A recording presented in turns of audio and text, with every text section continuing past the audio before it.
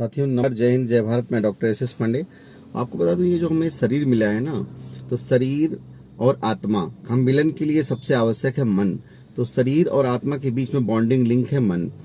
और ये जो मन है ना, जैसे मन आत्मा तो आप निर्विकार है और आपको पता अविनाशी है।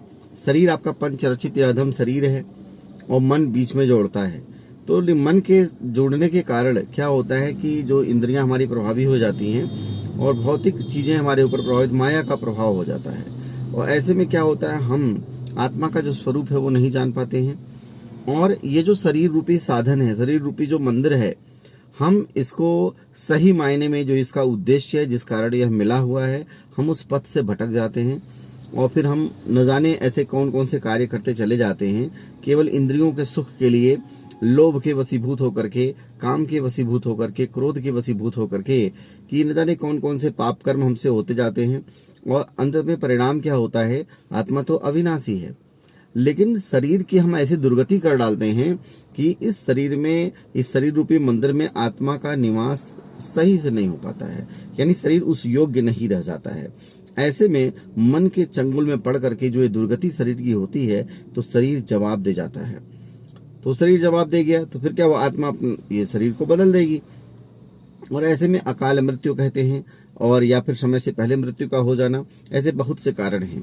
तो देखिए, कर्म अगर हम अच्छा करेंगे, बाकी तो परमेश्वर ने जो विधान लिखा है वह होगा, लेकिन अगर हम अपने तरफ से प्रयास करेंगे, कर्म अच्छा करें, सोच अच्छी रखें, जैसे कि कहा गया है कि हमारे मस्तिष्क में कैसा विचार चल रहा है, हम अच्छे विचारों को रखें, अच्छे कर्म को करें, तो निश्चित रूपेण परिणाम अच्छा होगा।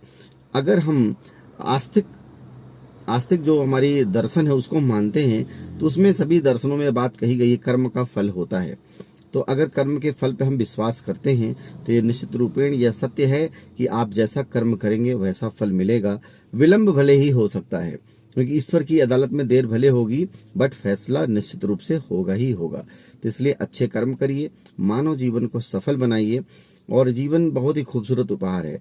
बाकी जब आत्मा इस शरीर से निकल जाती है, तो ये शरीर क्या, अधम शरीर कहा भी गया है ना, क्षिति जल पावक गगन समीरा पंचरचित यह अधम शरीरा। अधम शरीर, तब शरीर को क्या बोलते हैं, तो मिट्टी हो गई, इसका दाह संस्कार करिए, इसका जल्दी से निपटान कीजिए। ये सारी चीज़ें होती हैं, हमारा अस्तित्व समाप्त हो जाता है, हमारे कर्म केवल जिंदा रहते हैं। इसलिए आइए अच्छे कर्म करें, मानव जीवन को सफल बनाएं, राष्ट्र हित के लिए कार्य करें, मानव जीवन के उत्थान के लिए कार्य करें, राष्ट्र के उत्थान के लिए कार्य करें। जय हिंद जय भारत।